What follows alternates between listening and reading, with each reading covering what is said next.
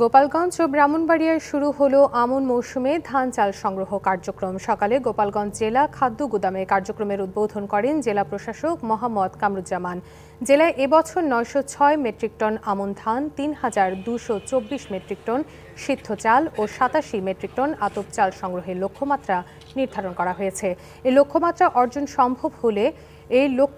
অর্জন সম্ভব হবে বলে জানান কৃষি কর্মকর্তা। অন্যদিকে ব্রাহ্মণবাড়িয়ার আশুগঞ্জে খাদ্য গুদামে ধান চাল সংগ্রহের লক্ষ্যমাত্রা প্রায় 27,000 মেট্রিক টন। এর মধ্যে 22,125 মেট্রিক টন সিদ্ধ চাল, 4,600 মেট্রিক টন আতপ চাল ও 253 মেট্রিক টন ধান।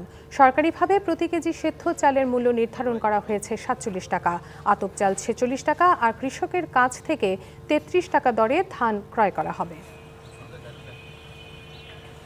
নগদের সর্বোচ্চ বার 167 টাকা রিচার্জে পাবেন 1 লাখ টাকা পুরস্কার। আরও আছে প্রতি সপ্তাহে পুরস্কার ও ক্যাশব্যাক।